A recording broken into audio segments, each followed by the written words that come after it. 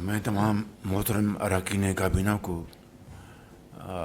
सरकारी जो हमारे एहलकार हैं सबको खुश आमदीद कहता हूँ। और आज की कार्रवाई को आगे बढ़ाने से पहले मैं चौधरी हसन इकबाल साहब को गुजारिश करूँगा कि जो हमारे हालिया दिनों में जो पुलिस के और फ़ौज के जवान जो शहीद हुए हैं मुख्तलिफ़ दहशतगर्दी के वाक़यात में, उनके लिए दुआ के लिए हाथ उठाए जाएँ।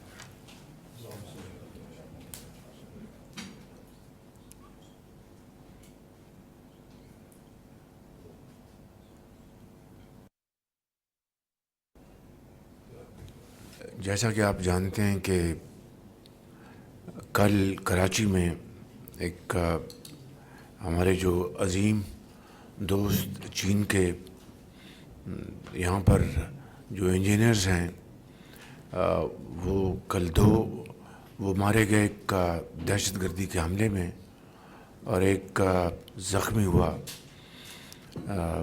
उसके साथ पाकिस्तानी भी ज़ख्मी हुए। ये एक इंतहाई अफसोसनाक वाक़या हुआ जो कि बेशाम के बाद ये वाक़या हुआ। और आप अच्छी तरह जानते हैं जब बेशाम का वाक़या हुआ तो एक चीन की तरफ से और कुदरती तौर पर उनका एक बहुत कंसर्निंग मैसेज मिला कि ये चीनी जो हमारे पाकिस्तान में काम कर रहे हैं उनकी सिक्योरिटी के लिए इंतहाई मजबूत इंतज़ामात होने चाहिए। और मैंने फिर जब मैं चीन गया जून में इस साल तो उनको बड़ी हमने एश्योरेंस दिलवाई, मगर उसके बावजूद भी कल बदकिस्मती से ये वाक़या हुआ जिससे कि यकीनन चीनी अवाम और चीनी लीडरशिप में और पाकिस्तान के अवाम भी इसमें पूरी तरह शरीक हैं इस अफसोसनाक वाक़या के गम में। चीन के सफ़ीर से मैं परसों रात मेरी उनसे कोई 1:30-2 बजे फ़ोन पे बात हुई, और फिर कल मैं वहाँ पर गया अपने कॉलीग के साथ और उनसे इज़हार अफसोस किया और उनको बताया कि तमाम तर काविशों के बावजूद भी ये वाक़या हुआ है जिससे हमें अफसोस है, शर्मिंदगी है। लेकिन इसका मतलब ये नहीं कि हम मामलात को यहीं छोड़ दें। हमारा हौसला पहले से ज़्यादा मजबूत है और इंशाअल्लाह हम कोई कसर नहीं छोड़ेंगे इन मामलात को मज़ीद मजबूत बनाने के लिए और सिक्योरिटी को अनब्रीचेबल बनाने के लिए। तो यकीनन उनको बहुत सदमा है और उनके इस अफसोस में हम भी शरीक हैं। उन्होंने अपनी इस हवाले से चीनी सफ़ीर ने मुझसे पूरी बातचीत की और मैंने उनको यकीन दिलाया कि इंशाअल्लाह हम अब जो SCO का जो इवेंट होने जा रहा है उसके लिए हमने पूरी तरह इंतज़ामात किए हैं। उसकी तफसील मैंने बताई। कल हमारी सिक्योरिटी के ऊपर एक बड़ी जामे मीटिंग हुई थी, उनका उसको इल्म था। अब कहने का मकसद ये है कि ये बात हमारे जहन में रहनी चाहिए। ये मैं बार बार बता चुका हूँ आपको, आपकी खिदमत में, कि किस तरह सऊदी अरेबिया ने, UAE ने और चीन ने माजी की तरह एक मरतबा फिर IMF के प्रोग्राम में हमारी भरपूर हमारी मदद की। और आज एक तरफ धरने जारी हैं और अभी मलेशिया का बहुत ही कामयाब दौरा हुआ और अनवर इब्राहिम साहब यहाँ पर तशरीफ़ लाए। उन्होंने बेपनाह मस्बत गुफ्तगू की, पूरे पाकिस्तान के अवाम ने उसको सुना। किस तरह हलाल मीट और राइस के हवाले से उनके जो पैशन है कि पाकिस्तान की एक्सपोर्ट्स बढ़ें, उसके लिए पूरी तरह उन्होंने पब्लिकली अपनी कमिटमेंट का इजहार किया। और इस तरह और जो एरियाज़ हैं उनको एक्सप्लोर करने के लिए हमने उनसे बातचीत की। अब सऊदी अरब का विज़िट होने वाला है इंशाअल्लाह। फिर चीन के वज़ीर आज़म बायलैटरल विज़िट पे तशरीफ़ ला रहे हैं। ایس سی او کا ایک بہت سالوں بعد پاکستان کو مہمان نوازی کا موقع مل رہا ہے. ایسے موقع کے اوپر چین کے انجینئرس کو دوبارہ ٹارگٹ کرنا، جو کہ بی ایل اے نے اس کو قبول کر لیا ہے، اور وفاق کے اوپر دن رات چڑھائی کی جا رہی ہے، دھمکیاں دی جا رہی ہیں، دشنام ترازی کی جا رہی ہے، اور ایک انتہائی افسوسناک بیہودہ گفتگو کی جا رہی ہے. یہ میں سمجھتا ہوں کہ اس طرح کے واقعات ہمیں دوبارہ 2014 اور 2015 کو جو کچھ کیا گیا اور پاکستان کے خلاف ناپاک جو عزائم تھے دشمنوں کے اور یہاں پر گھس بیٹھیوں کے بھی، اس کا یہ ریپلیکا ہے کہ 2014-15 میں آپ کو اچھی طرح علم ہے کس طرح ڈی چوک کے اوپر کئی ماہ یہاں پر دھرنا دیا گیا، اور چینی صدر کی ڈیٹس اناؤنس ہو گئیں. اس کے باوجود بھی پی ٹی آئی نے اور ان کا جو بانی ہیں انہوں نے اس کو قطعاً اس بات کو انہوں نے فیکٹر نہیں کیا کہ اگر چینی صدر کا دورہ ملتوی ہو گیا تو اس کا کتنا پاکستان کی جو اپنی جو اس کا امیج ہے اس کو ڈیمیج کرے گا، اور کتنا پاکستان کی جو معیشت ہے وہ اس کو نقصان پہنچے گا. اور میں یہاں پر وہ واقعہ آپ کو سنانا چاہتا ہوں. جب چینی سفیر نے آج کل وہ وہاں پر فارن آفس میں بیجنگ میں وہ وائس منسٹر ہیں، بہت پاکستان کے دوست ہیں، وہ یہاں پر سفیر تھے، اور پھر حکومت پاکستان نے پوری کوشش کر لی مگر انہوں نے دھرنے کو ملتوی کرنے کو یا 3-4 دن کے لیے انہوں نے اٹھانے کے لیے کوئی انہوں نے مثبت جواب نہ دیا. تو ایک رات میں یہاں پر تھا اسلام آباد میں، تو مجھے کوئی 10-10:30 بجے ان کا فون آیا چینی سفیر کا کہ چیف منسٹر وہ دورہ پریزیڈنٹ شی کا ملتوی ہو گیا ہے. یقین کریں کہ بڑا اس کا ایک دھچکا لگا. میں نے وزیر اعظم نواز شریف صاحب سے بات کی، ان کو بھی بہت افسوس ہوا کہ دیکھیں کہ پاکستان کی ترقی اور خوشحالی کے ایک عظیم منصوبے کی شروعات ہونے والی ہیں، سی پیک، اور سب جانتے تھے کہ اربوں ڈالر کی وہ سرمایہ کاری ہوگی، اس کو نقصان پہنچانا اس سے بڑی پاکستان کی ڈس سروس کوئی اور ہو نہیں سکتی. اس سے زیادہ پاکستان کے امیج کو اور پاکستان کے مفاد کو نقصان پہنچانے کا کوئی اور حربہ ہو نہیں سکتا. تو مجھے انہوں نے کہا کہ آپ کا کیا خیال ہے؟ میں نے کہا کہ مجھے آپ اجازت دیں. یہ میں آج اس لیے بات بتا رہا ہوں کہ تاکہ ہمیں اور قوم کو پتہ ہونا چاہیے کہ کس طریقے سے اس زمانے میں کیا حرکتیں کی گئیں اور کس طرح پاکستان کی جڑوں کو کاٹنے کے لیے کیا ایک سازش کی گئی. تو میں نے کہا کہ مجھے آپ اجازت دیں، میں جنرل رحیل کو ملتا ہوں. He was then the chief army staff. میں ان کو ملتا ہوں کل، اور چینی سفیر کو بھی میں لے کے چلتا ہوں اور ان سے جا کے ہم بات کرتے ہیں کہ وہ ایک ایفرٹ کریں اور یہ ہٹوائیں، ورنہ یہ معاملہ بہت خراب ہو جائے گا. چینی سفیر نے مجھے کہا کہ ہم نے یہ آپ کو کنوے کر رہے ہیں آفیشیلی کہ ہم نے ملتوی کر دیا دورہ. تو میں نے کہا آپ رکیں، میں ایک ایفرٹ کرتا ہوں. چنانچہ میں نے چینی سفیر کو دوبارہ فون کیا. میں نے کہا اس طرح کل میں چیف آرمی اسٹاف سے بات کرتا ہوں اور آپ بھی میرے ساتھ چلیں. I remember this was 3rd September 2014. میں گیا G H Q, general Raheel سے ملاقات ہوئی، ساری بات بتائی. تو انہوں نے میری بات سنی. ان کا میں چیف منسٹر میں ایفرٹ کرتا ہوں کہ میں چائنا کے ڈیفنس منسٹر سے بات کروں. تو مرحوم جنرل اشفاق ندیم، اس کو he was C G S, وہ میرے پاس وہ بیٹھ گئے اور جنرل رحیل چلے گئے. 15 منٹ بعد آئے، کہنے گے کہ میں نے بڑی ایفرٹ کی ہے، وہ بات بنی نہیں. تو یہ اندازہ کریں کہ پھر وہ گیا اپریل 2015 میں دورہ، 7 ماہ کی تاخیر سے. اور وہ 7 ماہ پاکستان کے لیے سم قاتل کا حکم رکھتے تھے کہ 20 گھنٹے کی بجلی کی لوڈ شیڈنگ تھی، اور کیا ہماری زراعت پیلی ہو گئی تھی، ہماری سنت و حرفت ان کی چمنیوں سے دھواں نکلنا بند ہو گیا تھا، لاکھوں لوگ بے روزگار ہو گئے تھے، ہماری جو باہر کے ہمارے جو ایکسپورٹس کے ہمارے جو کانٹیکٹ تھے، وہاں امپورٹرز نے ان کو ریسنڈ کر دیا کہ جی پاکستان سے ہم نہیں کریں گے، وہاں سے تو ایکسپورٹ ہو نہیں سکتی. یہ حالت تھی. اس کے باوجود بھی انہوں نے ضد نہیں چھوڑی کہ وہ چاہتے تھے کہ پاکستان کی جو معیشت ہے اس کے اوپر کاری ضرب لگائی جائے. آج this is a replica of that گوری ٹیل، وہ جو 2014 کی تھی. یہ جو دھرنے اب دیے جا رہے ہیں اور روز اسلام آباد پر چڑھائی ہو رہی ہے، میں سمجھتا ہوں کہ یہ مذموم ارادے ہیں، ناپاک کا وہ عزائم ہیں جو پاکستان کو اب یہ کیوں ہو رہا ہے.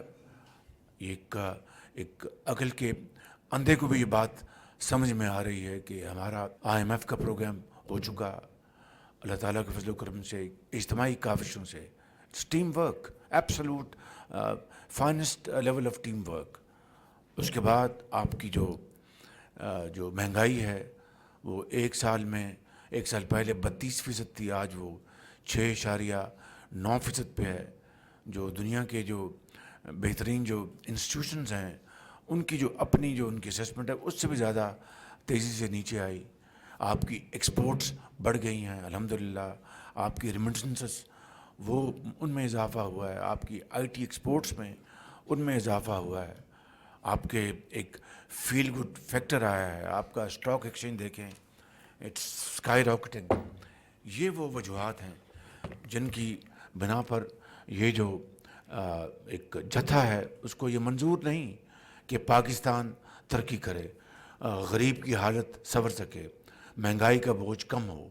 ان کو دن رات یہ غم کھائے جا رہا ہے، اور وہ اس میں بالکل لوٹ پوٹ ہیں کہ بھئی اگر اکانومی سنبھل گئی، معیشت اگر پاؤں پہ کھڑی ہو گئی تو پھر ہمیں کون پوچھے گا. لہٰذا اپنا یہ بازار گرم کرو، ہر جگہ ادھم مچاؤ، وہاں پر جتھے جو ہیں وہ جائیں. وہاں پر پولیس کا افسر ایک سپاہی شہید ہوا اسلام آباد میں. اور ہر جگہ اب جہاں پر افراتفری مچائی جائے گی، جہاں پر شور و غل ہوگا، جہاں پر دھرنے دیے جائیں گے، تو کون آ کے سرمایہ کاری کرے گا؟ کون پاکستان میں آ کے اپنا یہ رسک لے گا؟ میں سمجھتا ہوں کہ یہ بات بالکل دیوار پہ لکھی ہے کہ سرمایہ کاری وہیں ہوتی ہے جہاں پر حالات پرسکون ہوں، جہاں پر امن ہو، اور جہاں پر سب کو پتہ ہو کہ اس کا سرمایہ جو ہے وہ اٹ از پروٹیکٹڈ. تو میں سمجھتا ہوں کہ آج یہ بات ہمیں اچھی طرح سمجھ لینی چاہیے کہ یہ تمام جو کاروائیاں کی جا رہی ہیں، اور KP سے وزیر اعلیٰ کی ان کی سربراہی میں جو اٹک میں ابھی پرسوں آپ نے دیکھا ایک میدان اپنے لگا ہوا تھا فائرنگ کی، ان کے جو جلوس تھے اس میں یہ بات اب it is established beyond an array of doubt کہ ان کے جلوس میں افغان تھے شہری، ان کے جلوس میں سرکاری پولیس کے لوگ تھے اور دوسرے اہلکار تھے، ان کے جلوس میں موجود تھے جہاں سے ہوائی فائرنگ ہوئی. تو کہنے کا مقصد یہ ہے کہ اگر پاکستان کو ترقی اور خوشحالی پہ کی طرف گامزن کرنے کے لیے اتنی کاوشیں کی جا رہی ہیں، اور یہ بات عوام کو کسی بات کا میں سمجھتا ہوں کہ ان کو نہ بتانا یہ اپنے آپ سے زیادتی ہے اور اس ملک سے زیادتی ہے. اب اگر IMF کے اس پروگرام کے ذریعے پاکستان کی جو معیشت ہے اس کو ہم مستحکم کر لیں، اور اپنے جو ترقی اور خوشحالی کے جو گروتھ پروگرام ہے ہوم گرون، اس کو اگر ہم اب کک سٹارٹ کر رہے ہیں تو اس کے راستے میں یہ رکاوٹیں اور یہ منظم سازش کے ذریعے اس کو سبوٹاج کرنا، اس سے بڑی ملک کے ساتھ دشمنی کوئی اور ہو نہیں سکتی اور زیادتی کوئی ہو نہیں سکتی. میں یہاں پر ضرور میں IMF کے MD کا شکریہ ادا کرنا چاہتا ہوں. انہوں نے اس پروگرام کو منظور کیا، جہاں پر نیو یارک میں جو انہوں نے میرے ساتھ گفتگو کی، اس کے جو وہاں پر ہمارے ساتھی موجود تھے، انتہائی مثبت گفتگو کی، پھر ٹیلی ویژن پر جا کر انہوں نے پریس کو بڑی مثبت پیغام دیا. اسی طرح جو اجے بنگا ہیں ان کے پریزیڈنٹ ورلڈ بینک کے، ان سے ملاقات ہوئی. انہوں نے بڑی پاکستان کے بارے میں بہت ہی مثبت گفتگو کی.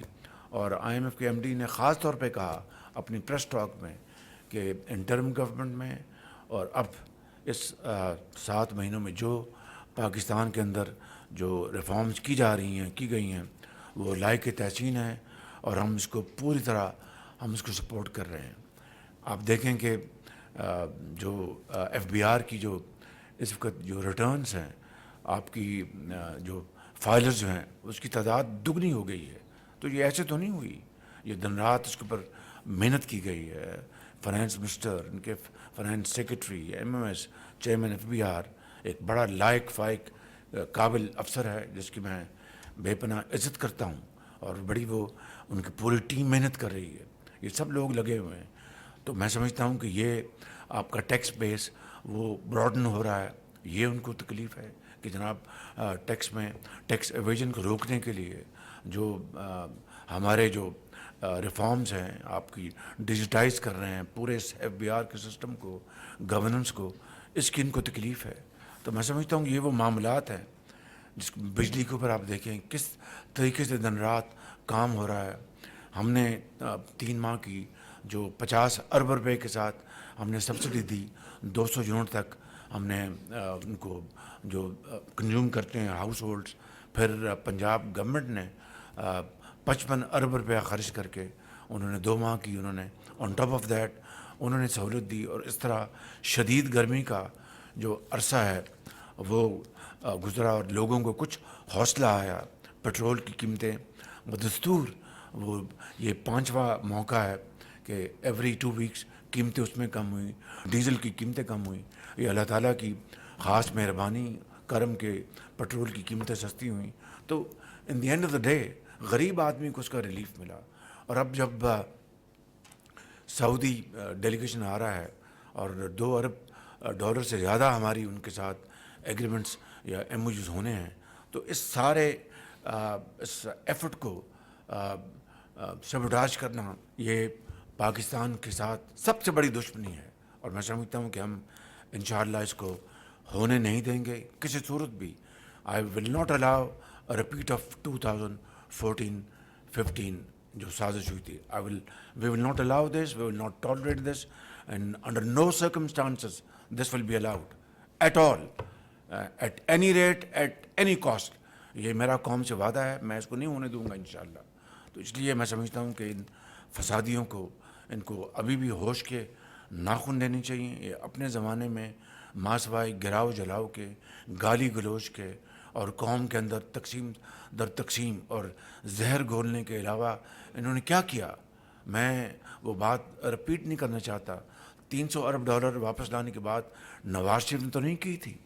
نواز شریف نے تو یہ کہا تھا کہ میں 20 گھنٹے کی جو اندھیرے ہیں میں اس کو ختم کروں گا، جو اس نے کر کے دکھایا. اور 3 مہینے میں کرپشن کا خاتمہ میں کر دوں گا. یہ میں نے تو نہیں کیا تھا.